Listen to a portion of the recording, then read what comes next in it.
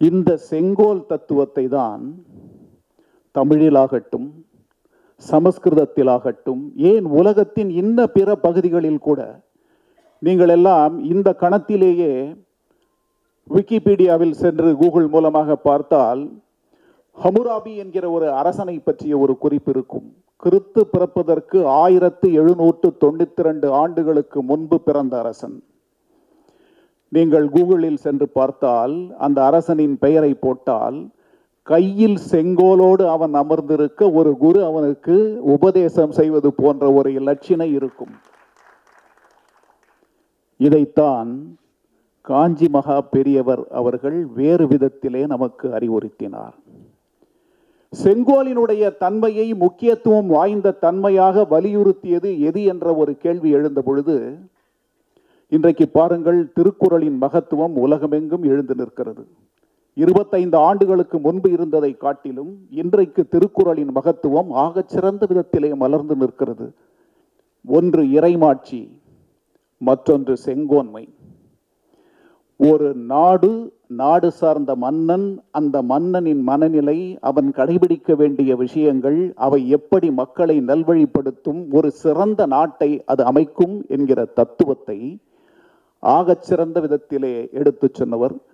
நாட்டை ஆளக்கூடிய மன்னனே, செங்கோல் முறை வழுவாமல் அனைவரையும் ஒன்றாக கருதி நீ சேர்க்கக்கூடிய செல்வம், நீ ஈட்டக்கூடிய வரி அனைத்தும் அந்த மக்களை சேரக்கூடியதாக மாற்றி அவர்களை காப்பாற்றக்கூடிய பொறுப்பு மிக்கனாக நீ வாழ வேண்டும்.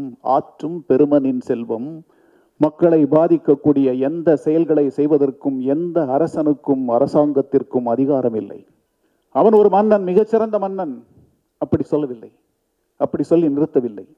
ஒரு அரசன் ஒரு செங்கோலை உடையவனாக இருப்பானே ஆனால் அந்த நாடு உலகத்தில் செழிக்கும். இந்த நாட்டை ஆளக்கூடிய மன்னனும் அவன் நிர்வகிக்கக்கூடிய அந்த செங்கோலும் ஆகச்சிறந்த விதத்திலே இந்த மண்ணில் வாழட்டும். செங்கோலின் தன்மையை தொடாமல் எந்த படைப்பையும் தந்ததில்லை. தொல்காப்பியத்திலிருந்து, வள்ளுவனிலிருந்து, அர்த்த சாஸ்திரத்திலிருந்து செங்கோலினுடைய சிறப்பு பல்வேறு விதங்களிலே இங்கு எடுத்து இயம்பப்பட்டது. செங்கோலினுடைய அமைப்பு எப்படி இருக்கிறது? அதன் உச்சியிலே நந்தியினுடைய உருவம் ஏன் பதிக்கப்பட்டது என்கிற விளக்கமும் இங்கே ஹரி அவர்களால் தரப்பட்டது. உலகம் தழுவிய தத்துவ அறிஞர்களாகட்டும், மானுடவியல் சார்ந்த சிந்தனையாளர்களாகட்டும், அவர்கள் அனைவருக்குமே பொதுவாக எழுந்திருக்கக்கூடிய ஒரே கருத்து என்னவென்றால், மானுட நேயமும் மானுடத்தின் சிறப்பும் தான். இந்த மானுட நேயம், மானுட சிறப்பு என்பதை காலகாலமாக எழுந்து நிற்கக்கூடிய படைப்புகளின் வாயிலாக பார்த்தால், அகண்டு நிற்கக்கூடிய இந்த பாரத தேசத்தின் தமிழ் படைப்புகளாகட்டும், சமஸ்கிருத படைப்புகளாகட்டும், அவை அனைத்துமே மனிதத்துவத்தை உயர்த்தி பிடித்திருக்கின்றன. பல்வேறு மனித குழுக்கள் ஒன்று சேர்ந்து வாழக்கூடிய ஒரு நாடு, அந்த நாட்டை முன்னெடுத்து செல்லக்கூடிய ஒரு தலைவன், ஒரு அரசன், அந்த அரசனுக்கு அடிப்படையாக அமைய வேண்டிய குணாதிசயங்கள், இவற்றை பற்றித்தான் உலகம் முழுக்க சிந்தனைகள் எழுந்து நின்றிருக்கின்றன. இந்த சிந்தனையை எடுத்து செல்லக்கூடியவர்கள் குருவாக அறியப்பட்டார்கள்.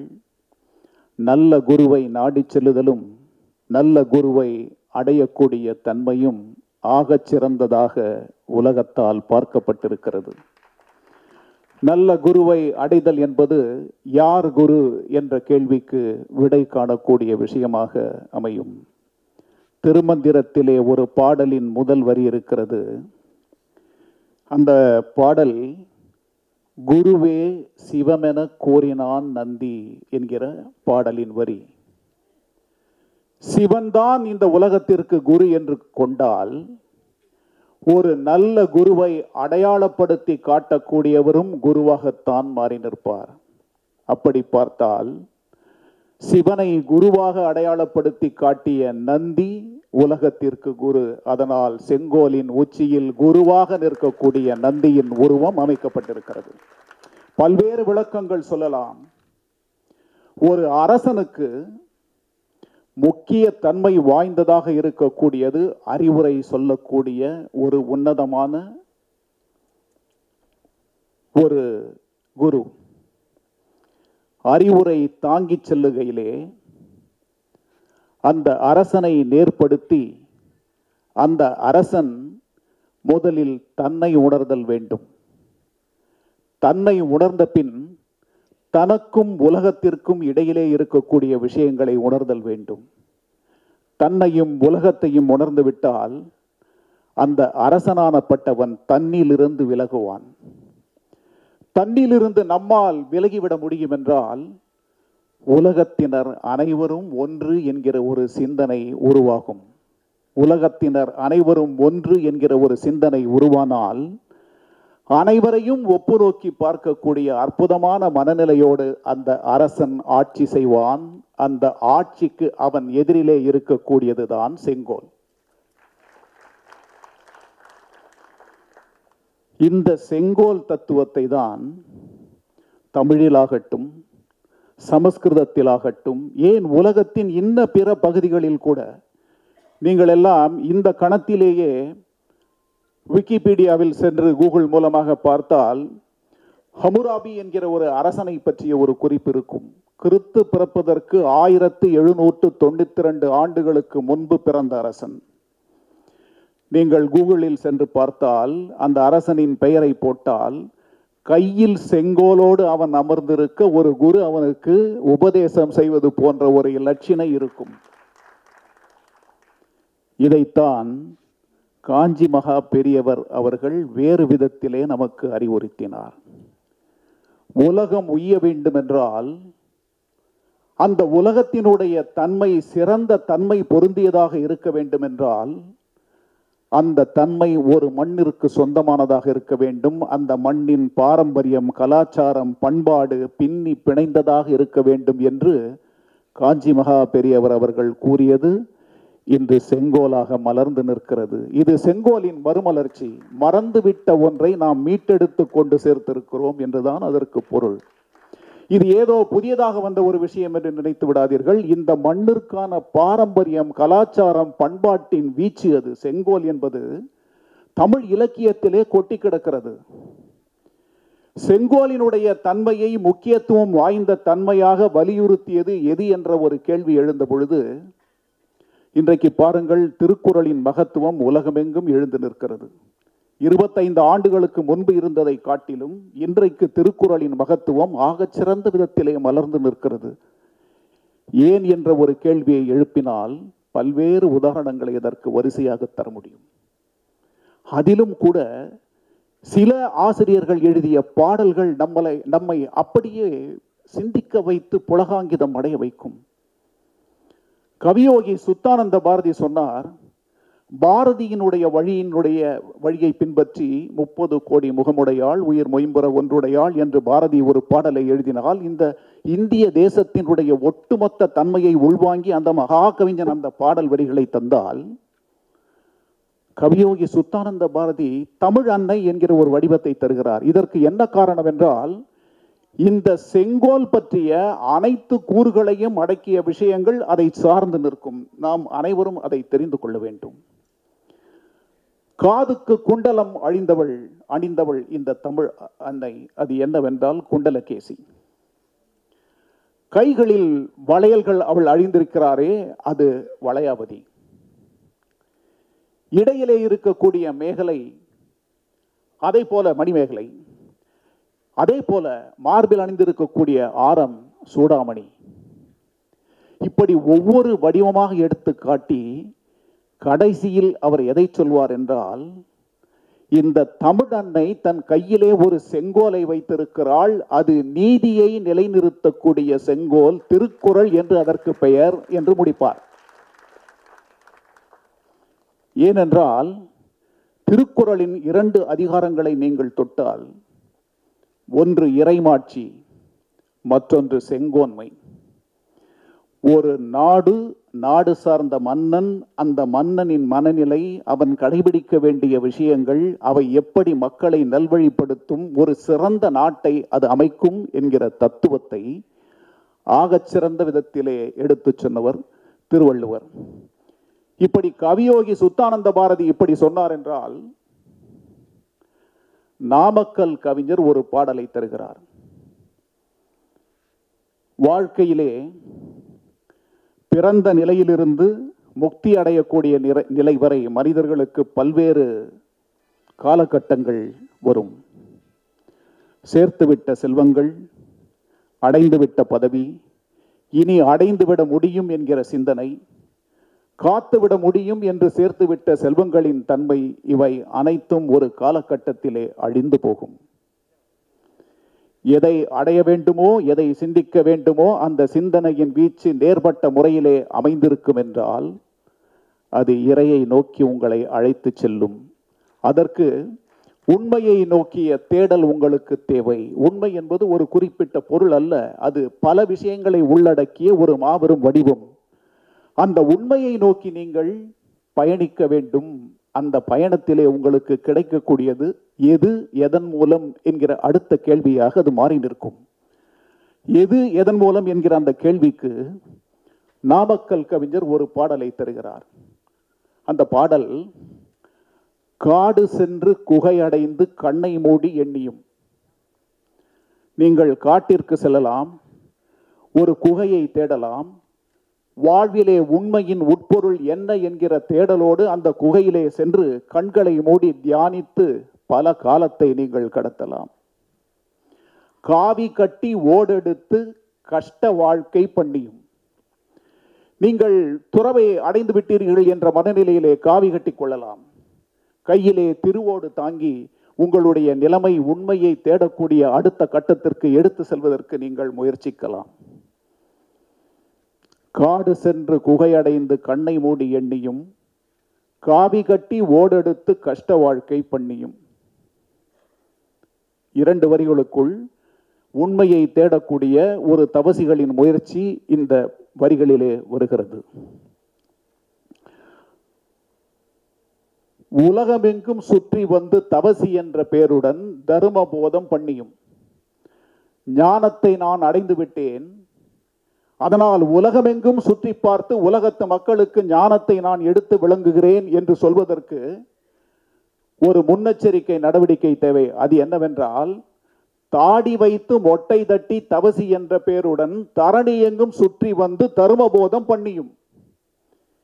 இப்படியெல்லாம் செய்து பார்த்தாலும் கிடைக்காத உண்மையின் உட்பொருள் எப்படி கிடைக்கும்? கூடு விட்டு கூடு பாயும் வித்தை கற்க கோரியும், கோடி காலம் வாழ எண்ணி காய கற்பம் தேடியும்.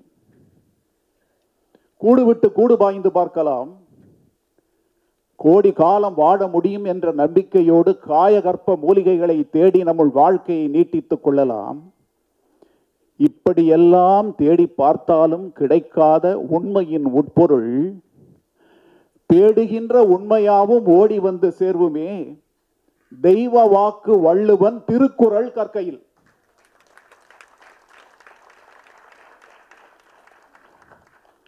இது அவருடைய பாடல்.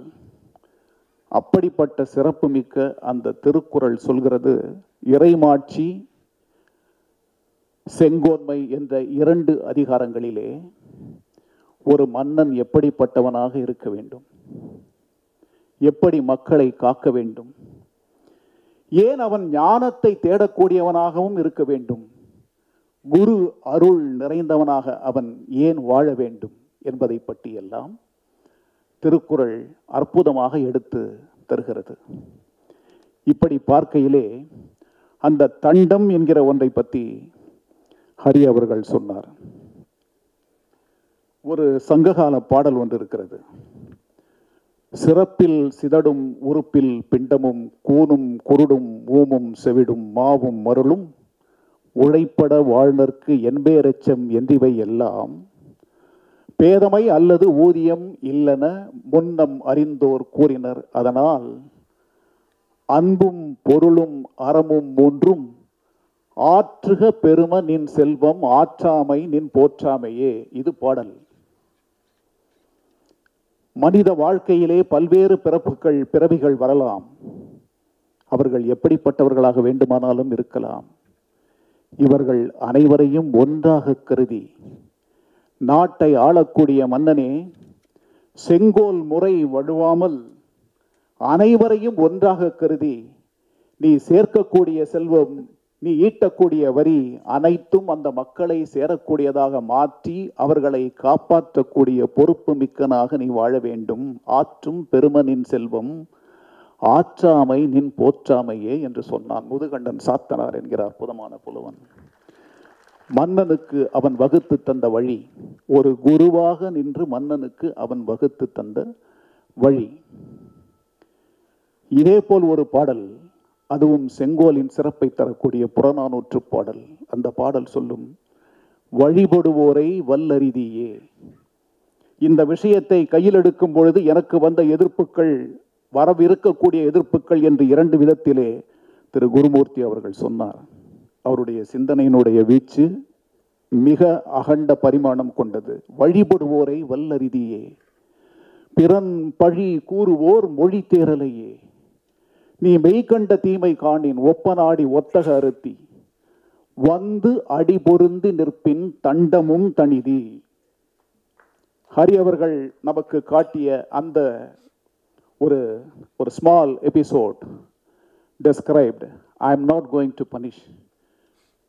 வந்து அடி பொருந்தி நிற்பின் தண்டமும் தனிதி, நீ பண்டையின் பெரிதே. அப்படிப்பட்ட வாழ்க்கையை வாழக்கூடியவனாக இருந்தால், நீ மன்னனாக இருந்தால், செங்கோல் அறம் தவறாமல் இருந்தால் நீதான் மன்னன் என்று சொன்னான்.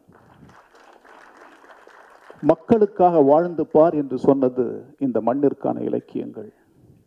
அர்த்த சாஸ்திரத்தின் பல்வேறு கூறுகளை எடுத்து பார்த்தால் குருமூர்த்தி அவர்கள் அழகாக சொன்னார், கின் கேன் டு நோ ராங். மக்களை பாதிக்கக்கூடிய எந்த செயல்களை செய்வதற்கும் எந்த அரசனுக்கும் அரசாங்கத்திற்கும் அதிகாரம் இல்லை. அதுதான் வாழ்வியல் தத்துவம், அரசியல் சித்தாந்தம், அரசியல் தத்துவம். இவற்றை வழி வழியாக எடுத்து காட்டியவை நமக்கான பாரம்பரியம், நமக்கான பண்பாடு, நமக்கான இலக்கியங்கள். அந்த இலக்கியங்களிலே செங்கோல் எப்படி முக்கியத்துவம் வாய்ந்ததாக இருக்கிறது என்கிற சிறு 3-4 வரிகளை சொல்லிவிட்டு என்னுடைய உரையை நான் நிறைவு செய்யலாம் என்று நினைக்கிறேன். பாருங்கள், தசரதனை பற்றி விளக்குகையிலே கம்பன் எழுதுகிறான், அவன் ஒரு மன்னன், மிகச்சிறந்த மன்னன். அப்படி சொல்லவில்லை, அப்படி சொல்லி நிறுத்தவில்லை. அந்த வரியை பாருங்கள். அந்த மான் நகருக்கு, தசரதனுடைய தேசத்தை பற்றி சொல்கையிலே அவன் எழுதக்கூடியதை பாருங்கள். அந்த மான் நகருக்கு அவன் அரசன், அரசருக்கும் அரசன். அதோடு நின்றால் போதாது. செம்மான் தனி கோல் உலகு ஏழினும் செல்ல நின்றான். செம்மான் தனி கோல், முறை தவறாத, நீதி நெறி தவறாத மிகச்சிறந்த செங்கோலை உடைய அரசனாக 7 உலகங்களையும் ஆளக்கூடிய தன்மை மிக்கவனாக அவன் இருந்தான் என்று பதிவு செய்கிறான். இந்த இடத்திலே அரசருக்கு அரசன், மிகச்சிறந்த அரசன் என்று சொல்லிவிட்டு கம்பன் விட்டிருக்கலாம். அவன் செங்கோலின் முக்கியத்துவத்தை அந்த இடத்திலே பதிவு செய்தான். அதனால்தான் வள்ளுவன் சொல்வான், வானோக்கி வாழும் உலகெல்லாம். இந்த உலகம் முழுக்க வானத்தை அடிப்படையாக கொண்டுதான் இயங்கும்.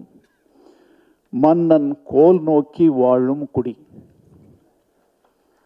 ஆனால் குடிமக்களுக்கு அந்த கோல் அத்தியாவசியமானது. அந்த கோலின் தன்மை, கோலின் முக்கியத்துவம் ஆகச் சிறந்த ஒன்று. அப்படி இருந்தால் மட்டுமே அந்த நாடு ஆகச் சிறந்த நாடாக, உலகம் முழுதும் பாராட்டக்கூடிய ஒரு நாடாக மாறி நிற்க முடியும். அதே போல எப்படி இருந்தால் ஒரு நாடு செல்வ செழிப்பு மிக்க நாடாக மாற முடியும்? கம்பனினுடைய பார்வையிலே பாருங்கள். கோல் வரும், கோல் வரும் என்றால் கோல் எழுந்து நிற்கும். கோல் வரும், வந்தால் செம்மையும் வரும். செம்மை என்றால் சிறந்த தன்மை. குடை வரும் தன்மை. சால்வரும் செல்வம் என்று உணர் பெருந்தாதை போல் என்று அவன் அந்த இடத்திலே செங்கோலினுடைய சிறப்பை எடுத்து காட்டுகிறான். அதை போல சிலப்பதிகாரம் இந்த செங்கோலின் சிறப்பை 2 வரிகள் சொல்கிறேன். கம்பன் சொன்ன அதே வரிகளிலே கோலின் செம்மையும் குடையின் தன்மையும் வேலின் கொற்றமும் விளங்கிய மதுரை. கோலின் செம்மை எடுத்ததுமே சொல்லக்கூடியது கோலின் செம்மை. அந்த கோல் சிறந்த கோலாக இருக்க வேண்டும். கோல் வளைந்தது, மன்னன் வளைந்தான், முடிந்துவிட்டது. அதை போல மணிமேகலா தெய்வம் செங்கோலின் சிறப்பை அந்த அரசனுக்கு உணர்த்துகையிலே நீ எப்படிப்பட்ட மன்னனாக இருக்க வேண்டும் என்பதை எடுத்துக்காட்டும். பாருங்கள், இப்படிப்பட்ட அற்புதமான சிந்தனைக்கு சொந்தக்காரர்கள் நாம். நம் மண்ணின் மகத்துவம் அத்தன்மை வாய்ந்தது. கோல் நிலை திருந்திடீர். அரசனுடைய கோல் நிலை திரிந்துவிட்டால், மாறிவிட்டால், நீதியை விட்டு சற்றும் விலகிவிட்டால் கோல் நிலை தெரியும். இந்த உலகத்தினுடைய இயக்கமே மாறிவிடும். உலகத்தின் இயக்கம் நம்மால் அமைக்கக்கூடியதாக இருந்தாலும் அதுவும் மாறும். கோள்நிலை திருந்திடின் மாறி அரங்கூறும். கோள்களினுடைய மாற்றத்தால் உலகத்தின் இயக்கத்தில் ஏகப்பட்ட பிரச்சனைகள் எழுந்து நிற்கும். மாறி அரங்கூரின் மண் உயிர் இல்லை. இயற்கை பொய்ப்பின் அனைத்தும் அழிந்துவிடும். மண்ணுயிரெல்லாம் மண்ணாள் வேந்தன் தன் உயிர் என்னும் தகுதியினால் ஆகும்.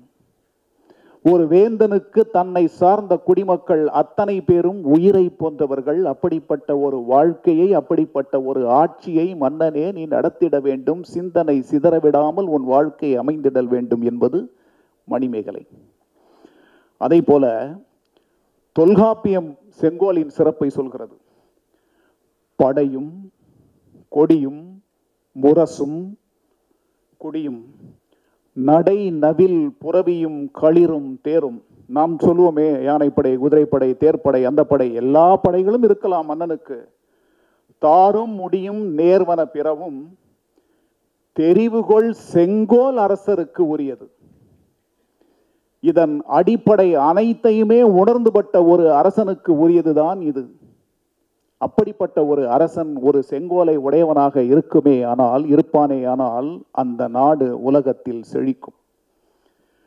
அதே போல நான்மணி கடிகையிலே ஒரு பாடல் இருக்கிறது.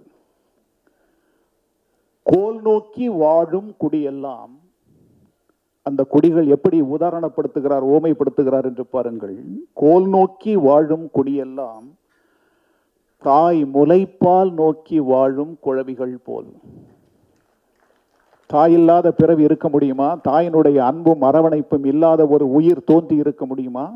அங்கு கொண்டு அதை பொருத்திவிட்டு துளி நோக்கி வாழும் உலகம் உலகின் வெளிநோக்கு இன்புறும் கூற்று.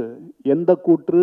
கோல் நோக்கி வாழும் குடிகள். அப்படி என்றால் அந்த கோல் ஆகச் சிறந்த கோலாக நின்று நிலவ வேண்டும். அப்படி நிலவக்கூடிய ஒரு கோல் இருக்குமேயானால் தாயின் முலைப்பால் ஏங்கி தவிக்கக்கூடிய குழந்தையின் மனநிலையில் இருந்து அது தரக்கூடிய இன்பத்தை இந்த மண்ணை சார்ந்தவர்கள் அடைவார்கள் என்று சொன்னது நான்மணி கடிகை. அதே போல திருவிளையாடற் புராணத்திலே பரஞ்சோதி முனிவர் அற்புதமான ஒரு பாடல் வரிகள் நீண்டு சொல்லிக்கொண்டே போகலாம். இதே போல European countries, what they feel about Sengol, we can describe a lot, but that is not the time now. Just see. மல்குக வேத வேள்வி. வேதங்கள் செழித்து நிற்க வேண்டும். வழங்குக சுரந்து வானம். அவைகள் சிறந்து நின்றால் வானம் சுரக்கும். பல்குக வளங்கள் எங்கும். அதன் மூலம் மாறி பொய்ப்பாதிருப்பின் வளங்கள் நிறைந்து சேரும். பரவுக அறங்கள் இன்பம். அறம் தழைத்து நின்றால் அந்த மண் உலகத்தின் ஆகச்சிறந்த மண்ணாக எழுந்து நிற்கும். அறத்திற்கு அன்பு சார்பர் என்பர் அறியார். மரத்திற்கும் அதுவே துணை என்று சொன்னான் வள்ளுவன்.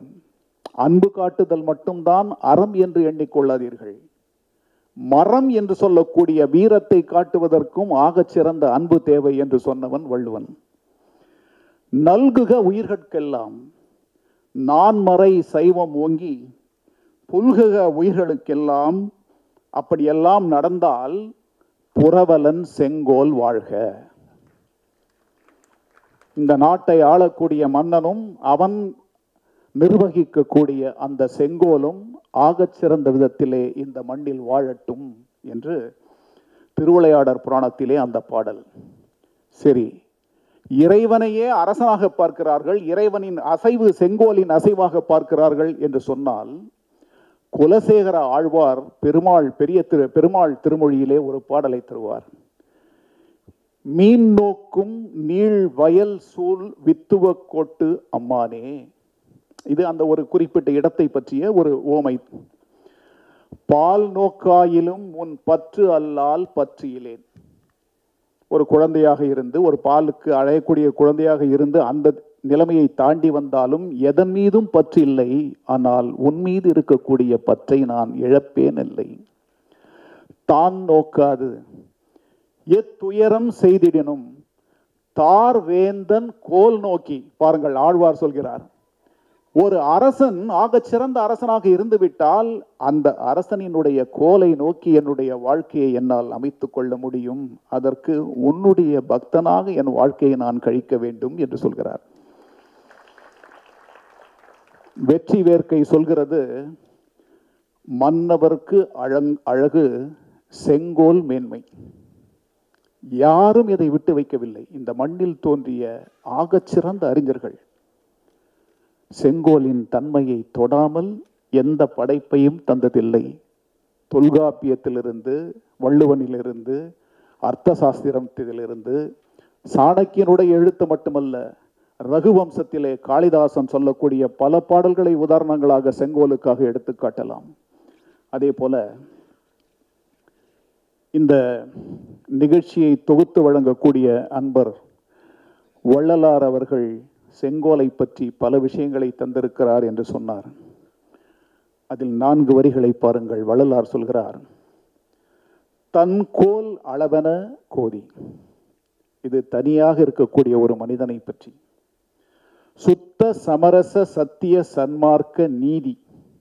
சமரச சுத்த சன்மார்க்க சங்கத்தை தோற்றுவித்த வள்ளலார் அதன் அடிப்படை சார்ந்த நீதியை எடுத்து சொல்கிறார். அந்த நீதி அவருக்கும் செங்கோல் அளித்தது பாரீர். செங்கோல் அளித்தது பாரீர். திரு சிற்றம்பலத்தே திரு நடன ஜோதி. திரு சிற்றம்பலத்தே நடனமிடக்கூடிய எம்பெருமான் செங்கோலை தந்தார். சத்திய ஞான சுத்த சர்மாக்க சங்கமாக அது மாறி நிற்கிறது என்று ஆன்மீகம் சார்ந்த விஷயங்களுக்குள்ளும் செங்கோல் களிநடனம் புரிகின்றது. இதனால்தான் கச்சியப்ப சிவாச்சாரியாருடைய ஒரு பாடலை அறிமுக உரையிலே அவர் சொன்னார். பாருங்கள், வான்முகில் வளாது பெய்க மலிவளம் சுரக்க. அதோடு நிறுத்தி இருந்தால் அந்த பாடல் பாடலே அல்ல. மன்னன் கோன் முறை அரசு செய்க. அந்த கோலினுடைய தன்மை பொருந்திய அரசாக அந்த அரசாங்கம் நடத்தப்பட்டால் அந்த அரசாங்கம் என்ற பொருள் தரக்கூடிய தன்மை மிக்கதாக மாறி நிற்கும். அதனால் குறைவிலாது உயிர்கள் வாழ்க. இப்படி மானுடம் செழிப்பதற்காக எழுந்து நிற்கக்கூடிய சிந்தனைகளின் தொகுப்பு, அந்த தொகுப்பு ஒருமுகப்படுத்தப்பட்டால் மனிதர்கள் தம்மை உணர முடியும்.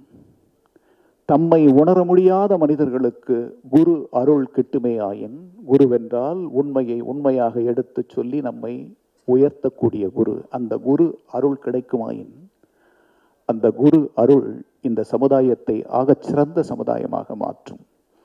அந்த குருவின் அருளை வழங்கியவாறே உள்வாங்கக்கூடிய ஒரு மன்னனுக்கு ஆட்சி செய்யக்கூடிய தன்மையின் சிறப்பு அதிகமாக கைவரப்பெறும். கைவரப்பெற்றால் அந்த மன்னன் மன்னர்களுக்கெல்லாம் மன்னனாக அறியப்படுவான். அதனால்தான் ராஜ ரிஷிகள் கொண்டு வந்து செங்கோலை வழங்கக்கூடிய காலகட்டத்தை தாண்டி வந்த பின்னால் சக்கரவர்த்தி ராஜகோபாலாச்சாரியார் ஆதீனங்களை துணைக்கு அழைத்தார். ஆதீனங்கள் திரு குருமூர்த்தி அவர்கள் சொன்னது போல உடனடியாக ஒன்று சேர்க்கப்பட முடியாத தன்மை மிக்கவர்களாக இருந்திருந்தாலும் இப்பொழுது வழங்கப்பட்ட செங்கோல் நடத்தப்பட்ட அந்த மே 28, 2023 அவர்கள் அனைவரும் ஒன்று சேர்ந்து செங்கோலை நிலைநிறுத்தக்கூடிய ஒரு தன்மை மிக்க முயற்சியாக அவர்களிடம் இருந்து அந்த செங்கோல் பெறப்பட்டு அது இந்த நாட்டிற்கே உச்சமான ஒரு இடத்திலே அற்புதமாக அமைக்கப்பட்டிருக்கிறது என்று சொன்னால் இது விமர்சனத்திற்கான ஒரு விஷயம் அல்ல. மதங்களை தாண்டி, அரசியல் சித்தாந்தங்களை தாண்டி மனிதர்களை நேர்படுத்தக்கூடிய ஒரு தன்மை பொருந்திய நந்தி என்கிற வடிவத்திலே குருவாக அமர்ந்து நின்று ஒரு அரசாங்கத்தை வழிநடத்தக்கூடிய ஒரு அற்புதமான விஷயமாக இதை கருத்திலே கொண்டு அனைவருடைய ஆசீர்வாதத்துடன் இந்த செங்கோல் முறை செழிக்க வேண்டும் என்ற எண்ணத்திலே அது அங்கே நிறுவப்பட்டது என்றால் அந்த நிறுவப்பட்ட நாளை கொண்டாடக்கூடிய அற்புதத்தை திரு குருமூர்த்தி அவர்களும் மற்ற அறிஞர்கள் அனைவரும் இன்று நிகழ்த்தி காட்டியிருக்கிறார்கள். செங்கோல் என்றும் தாழாது. செங்கோலினுடைய ஸ்திரத்தன்மை இந்த உலகம் இருக்கும் வரை என்றும் நிலவும். காலங்களை கடந்து மனிதர்களாகிய நம்மை நேர்படுத்தக்கூடிய ஒரு அற்புதத்தை அது நிகழ்த்தி காட்டும். இதை உணர்ந்த நாம் அதை சார்ந்த சிந்தனைகளை உடையவர்களாக என்றும் மாற வேண்டும். வாய்ப்பிற்கு நன்றி. வணக்கம்.